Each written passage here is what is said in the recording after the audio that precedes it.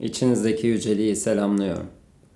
Bugün uyanış, yani ruhunun sonsuzluğuna uyanmak ve bu gerçek algılanan rüyadan uyanmak üzerine uygulanan metotlar hakkında konuşmak istedim. Metotlar işe yarar mı? Ya da senin uyanışını sağlamak için herhangi bir metoda, herhangi bir tekniğe ihtiyacın var mıdır? Bir sürü metot olabilir. Bu ayahuasca gibi bir iksir içmek de olabilir. Uzun açlık dönemleri oruç tutmak da olabilir. Nefes çalışmaları yapmak olabilir. Ya da kendini bir mağaraya kapatıp günlerce orada kalmak da olabilir. Evet, geçmişte birçok üstad, birçok peygamber kendi içindeki o sonsuzluğa, kendi içlerindeki o sonsuz sınırsız öze ulaşmak için kendileri çağrıldıkları birçok metot uygulamışlardır. Fakat bu onların çağrısıdır ve her bir metot çağrıyı alana özgüdür. Kimse kimsenin yolundan gitmek ya da forma girmiş bir metot uygulamak zorunda değildir. Ve eğer sen kalbinde bir şeye karşı çağrı hissediyorsan, o çağrıyı mutlaka peşine gidebilir ve o tür bir metot uygulayabilirsin. Bu metot daha önce uygulanmış olabilir ya da sadece senin içinden doğmuş olabilir. Fakat tüm metotlar yine bu dünyaya, yani görünene aittir. Senin içindeki sonsuzluğa, zaten olduğun şeye ulaşman için hiçbir metoda, hiçbir tekniğe ihtiyacın yoktur. Bunun için bilgi biriktirmeye de ihtiyacın yoktur. Çünkü bilginin kaynağı senin içinde mevcuttur. Peki bilgiye ihtiyacın yoksa ben burada neden konuşurum? Benim niyetim sana bilgi vermek değildir. Ben burada kendi özümden, içsel sessizliğimden konuşmaktayımdır ve belki sana ulaşan kelimeler görünmekte ve algılanmakta, fakat sana zaten senin içinde olanı hatırlatmaktadır. Elbette bilgi toplamak, yani kitaplar okumak, üstadların yazıtlarını, öğretilerini izlemek de değerlidir. Bunların hepsi tüm bu dış dünyanın gerçekliğine odaklanmış zihni, bunun ötesinde bir şeyler olduğuna ikna etmek için geçerlidir. Zihin tekrarlarla öğrenir ve senin her bir bilgi toplayışın, farklı kaynaklardan bilgi edinişin aslında zihni bu bilgiye ikna etmek içindir. Fakat bilgi senin uyanışın için bir çağrı olacak, fakat uyanışını sağlamayacaktır. Ta ki o bilgi dışsal kaynaktan değil, kendi içinden parlayana kadar. Çünkü tüm evrenin, tüm işleyişin ve tüm bu görünenin ve algılananın ötesinde olan bilgi senin içinde zaten mevcuttur. Senin yapacağın kendi içsel sessizliğine dalıp o bilginin parlamasına izin vermektir. Einstein der ki 99 defa düşündüm ve hiçbir şey bulamadım. Fakat ne zamanki sessizliğin içinde yüzdüm, hakikat orada bana geldi. Yine Nikola Tesla der ki benim beynim sadece bir alıcıdır ve sonsuz bilginin, ilhamın olduğu bir özden gelenleri deşifre etmektedir. Henüz o özün sınırlarına erişemedim, fakat bu özün var olduğunu bilmekteyim demektedir. Yani tüm bilgi zaten senin özünün sınırsızlığından var olmuştur ve tüm o bilgi senin zaten içinde mevcuttur. Ve eğer sen kendi sessizliğine ulaşabilir isen, o halde dışsal hiçbir bilgiye ve dışsal olarak da hiçbir bilgi biriktirmeye ihtiyacın kalmaz hale gelirsin. Zaten tüm bu metotlar aslında zihni sessizliğe kavuşturmak içindir. Çünkü zihin senin özün ile, yani senin asıl halin ile, o yaradan ile arandaki bir perde olarak davranır. Zihin bir deşifre aracıdır. Fakat onunla güçlü bir özdeşleşme yaşandığında artık asıl sen ile aranda bir perde olarak davranır. Ve elbet özünün ışığı, özünün ateşi o perdeyi yakacaktır. Fakat yanmak için yine zihninin yanmaya istek duyması gerekir. Bunun için de zihinle özdeşleşme kırılmalıdır. Yani zihne ben demeyi bırakılmalıdır. Çünkü zihinle özdeşleşme yaşanıldığında zihin yok olmaktan korkacaktır. Çünkü sen yok olmaktan korkacaksındır. Zihin boş olduğunda ben ne yapacağım diyeceksindir. Oysa ki sen zihnin zaten ötesinde olansındır. Ve zihin aynı bir ateşi karıştıran sopa gibidir. Yani uyanışını başlatacak olan, sorgulamayı başlatacak olan şey yine zihindir. Ama yanacak olan ve ortadan kalkıp özüne yer açacak olan yine zihindir. Ve özün senin içinden ışığıyla parlamaya başladığında zihin artık olanın güzelliğini deşifre etmek için konumlanır. O da evrilir, değişir. Yani kendisi yanar ve küllerinden daha geniş, daha odaklı, daha güçlü bir zihin ortaya çıkar. Oysa zihin serbest bırakıldığında zihin düşünceler arasında sürekli gezinmek isteyecektir. Ve düşünceler arasında savruk bir şekilde gezinen zihin güçsüzdür, zayıftır. Oysa ki odaklı ve özüne yer açmış bir zihin güçlüdür. Yani senin yapacağın şey aslında zihninin boşalmasına, zihni sessizliğe taşımaya izin vermektir. İşte tüm metotlar aslında zihni sessizliğe kavuşturmak içindir. Zihin sessizleştiğinde özüne yer açılır. O halde özünün ışığı senin içinden parlamaya başlar. Bu bazen bir lütuf gibi olabilir. Ya da bazen ayahuasca gibi bir iksir, yani ayahuasca gibi bir şey içmekle de olabilir. Fakat tüm bu lütuf anlarının ötesinde sana senin uyanışını senden başka kimse veremeyecektir. Bu oyun böyle kurgulanmıştır. Bunu sen istemişsindir ve bunu senin alanında senden başkası var edemeyecektir. Maharajji der ki, ayahuasca, LSD gibi şeylerle Buda'nın, Muhammed'in gittiği yere gidebilirsin. Ama ancak 4 dakika orada kalabilirsin. Tabii ki buradaki zaman görecelidir, bir benzetmedir. Fakat orada kalmayı seçecek olanın sen olması için yine bunun senin içinden, yani dışsal hiçbir şey olmadan kendi içinden parlaması gerekir. Dışsal hiçbir metoda bağlı olmadan, yani bu dünyada bu gerçek olarak algılanan hiçbir şeye bağlı olmadan senin özünden kaynaklanması gerekir. Yani bunun dışsal hiçbir şey olmadan senin kendi çalışmanla olması gerekir. Kendi çalışmanda ancak ve ancak sorgulamayla başlar. Sorgulamanın ötesinde bir metot yoktur. Sorgulama, bu dünyanın gerçek olmadığı fikrini zihninde çevirmekle olur.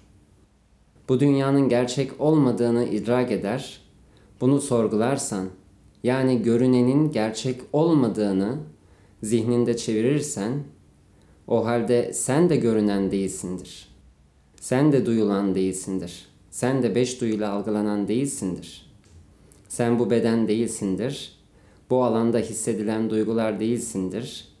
Hatta zihin bile değilsindir. Zihinde var olan düşünceler de değilsindir. O zaman sen kimsindir? İşte o zaman ben kimim sorusu var olur. Ve ben kimim sorusunu zihninde çevirirsen, zihin buna 5 duyu ile cevap veremediğinde, zaman içinde zihin kendiliğinden çökmeye başlar. Ve o halde zihin cevaplayamadığını kabul ettiğinde, yani bu cevabın aslında zihnin algılayabileceğinin ötesinde olduğu kabul edildiğinde, zihin kenara oturur ve senin içinde var olan Tanrı senden parıldamaya ve seninle daha geniş bir şekilde ifade bulmaya başlar. İşte bu sebeptendir ki ben kimim sorusunu zihninde çevirmek ve bu hayatın bir illüzyon olduğunu zihninde çevirmek tüm metotların ötesine uzanır ve senin kalıcı uyanışının önünü açar. Aksi halde sen bir metot uygulayarak bunu gerçekleştirirsen, bu metot olmadığında, yani bu bir madde almak da olabilir, bu maddeyi almadığında senin buraya erişemeyeceğine dair bir illüzyon yaratılır. Zihin sana sürekli olarak bunun aldığın maddeden dolayı demektedir. Atilla olarak görünen benim de geçmişimde ayahuasca kullandığımda eriştiğim o benin, yani içimden parlayan, o keşfettiğim sonsuz sınırsız benin bana rehberliğinde her şeyin ben olduğunu idrak etmeme rağmen daha sonrasında zihin tekrar ve tekrar dönmüştür. Ve kendi içinde illüzyonsu bir düşünceyle bunun onunla olduğunu, yani bunun ancak bir maddeyle elde edilebileceğini söylemiştir. Ve gerçek anlamda uyanışı sağlamak için de senin hiçbir şeye bağlı olmadan kendinde çalışman gerekir. Yani zihni kendi halinde sessizleştirmen gerekir. Zihni sessizleştirmeye nefes çalışmaları da yarayabilir. Fakat nefesin günlük yaşamda kontrol edilebilir değildir. Nefes kendiliğinden olan bir şeydir ve bütün gününün nefesini kontrol ederek geçiremezsin. Ya da bir nefes tekniğini bütün gün boyunca uygulayamazsın. Bu beden bu şekilde kurgulanmamıştır. Bedende her şey kendiliğinden ifade bulur. Ve sen bütün bir gününün nefesini kontrol ederek geçiremezsin. Evet, nefes çalışmasıyla zihnini boşaltabilir ve belli bir alana açılabilirsin. Kendini genişletebilirsin. Hatta öz varlığının, yani özünün bilgisine de erişebilirsin. Fakat nefes kontrol edilmediğinde zihin tekrar gelecektir. Zihin defalarca ve defalarca tekrar gelecektir. Zihni sessizliğe kavuşturmak için senin sorgulaman ve aslında zihni gözlemlemen, senin onunla olan özdeşleşmeni kırman yeterlidir. Bunun için hiçbir dışsal şeye ihtiyacın yoktur. Ne bir maddeye ihtiyacın vardır, ne nefes çalışmalarına ihtiyacın vardır. Bu konuşmalarımdan bunlar kötüdür demek değildir. Elbette içinde bir çağrı hissediyorsan ve uygulama isteği uyanıyorsa uygulayabilirsin. Elbette bunlardan fayda görebilirsin. Fakat içsel uyanışın sadece senin içindedir. Hiçbir dışsal şeye bağlı değildir. Evet, çivi çiviyi söker, yani illüzyon da sökebilir. Yani illüzyonu yenmek için yine başka bir illüzyon kullanabilirsin. Yani bu dünyada görünen başka bir illüzyonu kullanabilirsin. Ama bunların hepsi bir lütuftur.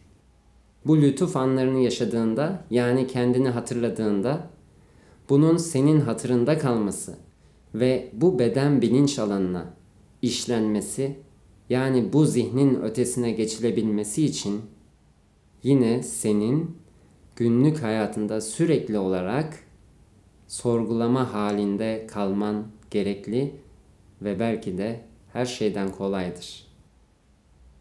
Tüm dışsal şeylerden kolaydır. Kendi sessizliğini elde ettiğinde ve bu sessizlikte köklendiğinde, o halde kısa bir süre içinde senin uyanışın açılır, genişledikçe genişler ve seninle kalıcı olur. İşte öyle bir hal artık bu dünyaya bağlı değildir. Nasıl ki mutluluğun bu dünyaya bağlı değilse, sen kendi içindeki mutluluğu keşfettikçe, tüm bu dünyada görünenden bağımsızlaştıkça, uyanışın da bu dünyada bir şeye bağımlı değildir. İçsel huzurun bir şeye bağlı değildir. O seninle varlık bulur. Ve böyle bir halde sen bu dünyadan kopmazsın, daha çok bu dünyanın içinde olursun. Daha çok bu dünyaya dahil olursun. Daha çok bu dünyayı deneyimlemeye, daha çok hayatı deneyimlemeye, hayatın her bir anını daha bir berraklıkla deneyimlemeye başlarsın. Fakat bu hayatın oyun olduğu artık tüm hücrelerine işlenmiştir. Ve uyanış işte budur. Bu hayatın bir oyun, bir rüya olduğunun tümüyle idrak edilmesi ve artık zihin tarafından kabul edilmesi demektir. Ve işte bunu kabul eden zihin aslında özgürleşir. Uyanış denilen şey özü özgürleştirmek değildir. Çünkü öz bir hapiste değildir. Zihin esaret olandır. Esaret altında olan şey zihindir. Ve zihni evriltip aslında zihni kendi esaretinden arındırmaktır. Zihin kendi esaretinden arındığında öz parıldamaya başlar ve işte o halde mutlak, değişmeyen, baki huzur var olur. Elbette ki tüm üstadlar belli metotlar uygulamış, hatta kendilerini keşfedebilmek için çaba göstermiş, çile çekmişlerdir. Fakat bu kadar çabanın ve çilenin çekilmesinin sebebi aslında sonunda hiçbirine gerek olmadığını anlamak içindir. İnsan çabalar durur, çabalar ve çabalar. Bir şeyle ilgili çile çeker, bir şeye ulaşmaya çalışır. Tüm bu çabaların hepsi kişiliği eritmek içindir. Yani egoyu eritmek içindir. İnsan çabaladıkça bu hayatın kurgulanmış bu oyunun içinde çabaladıkça öyle bir noktaya gelir ki çabalamanın fayda etmediğini görür. Çabalayan şey kişidir, öz değildir. Tanrı değildir. Tanrı çabasız, saf yaratım gücüdür. Onun için her şey mümkündür. Onun aleminde, onun sonsuzluğunda her şey mümkündür. Çabalayan şey ise bir kişidir, egodur. Ve işte bu çabalama hali egoyu, kişiliği eritir. Çünkü çabaladıkça öyle bir noktaya gelirsin ki ben hiçbir şey yapamıyorum dersin. Benim elimde değil dediğin bir noktaya gelirsin. Ve işte o halde sonsuz bir kabul ve teslim olur. İşte o halde sen artık kenara çekilirsin ve ben bir şey yapamıyorum dersin. Bunu diyen kişidir ve teslim olursun. Kendi içindeki öze, Yaradan'a, Tanrı'ya teslim olursun. İşte o halde her şey birden neşeyle ve kolaylıkla var olmaya ve her şey akmaya başlar. Çünkü bu hayattaki tek sınır bir kişi olma halidir. Kendini sadece görünenle sınırlı hissetme halindir. Yani bu gördüğünün gerçek olduğunu ve bu ayrımlara dayalı gördüğün bu filmin gerçek olduğunu inanmaktır. Ve sen çabaladıkça ve hatta bu yolda çile çektikçe bir yerde pes edersin. Ve pes ettiğin yer senin kurtuluşundur. Pes etmek umutsuzlukla ya da umutsuz bir kabullenme ile karıştırılmamalıdır. Kabul etmek ile kabullenmek yani sineye çekmek aynı şey değildir.